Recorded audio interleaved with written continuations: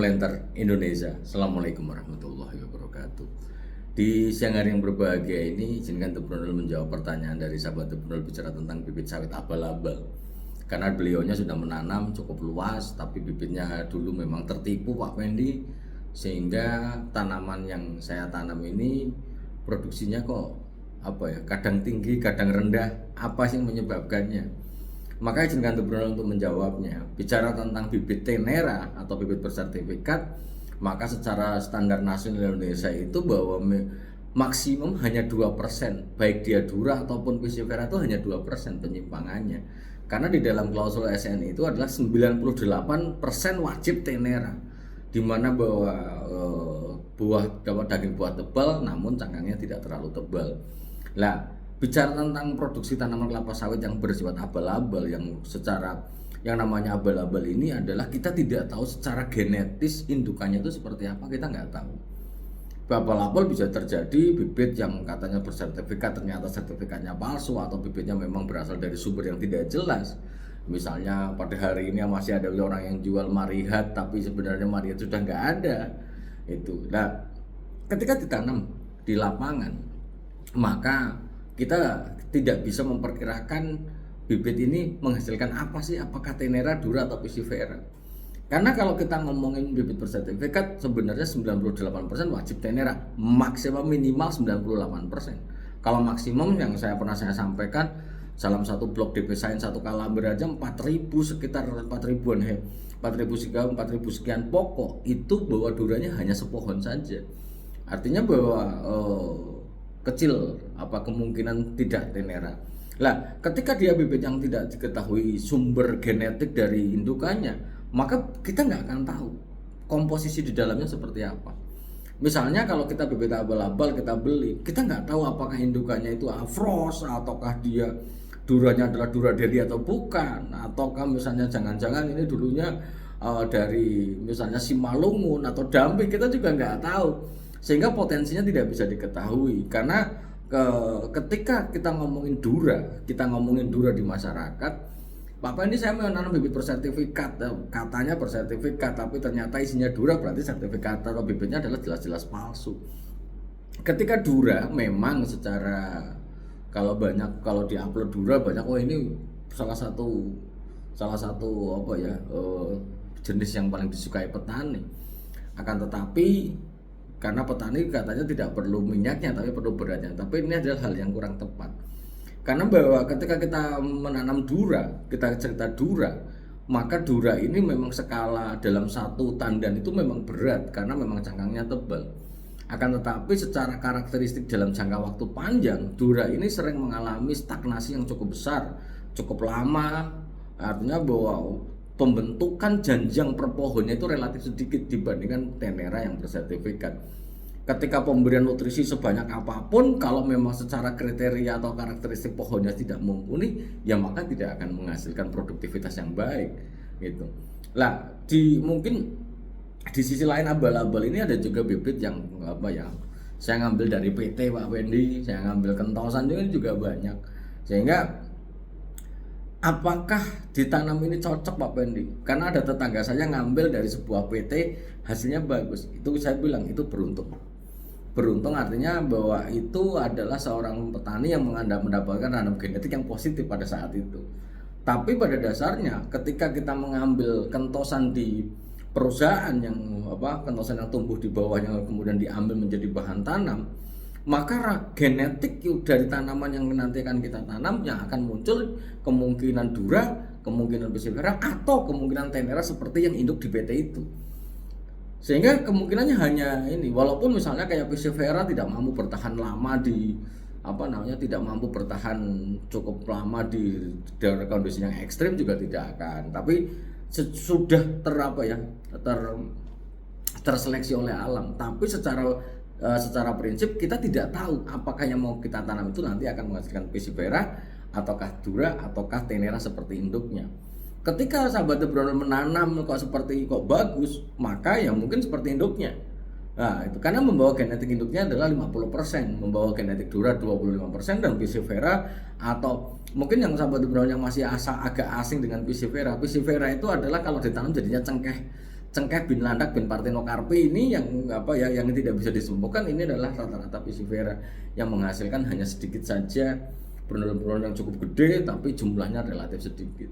Lah ketika ditanam di lapangan kok dipupuk banyak Pak Pendi, produksinya kok nggak bagus. Karena ketika kita ngomongin tonase, ton per hektar per tahun, maka kita ya ada beberapa unsur yang harus kita pahami. Yang pertama adalah jumlah pohon, jumlah pokok per hektarnya berapa.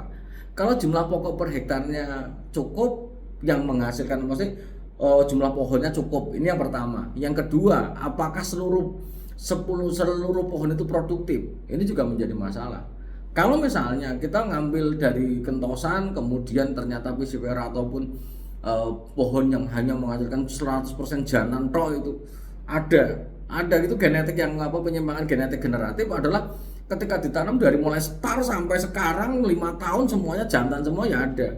Ini juga menjadi bahan genetik bawaan dari penyimpangan dari induknya, yang ketika kita tanam juga akan mengurangi produksi ton per hektar per tahunnya pastinya.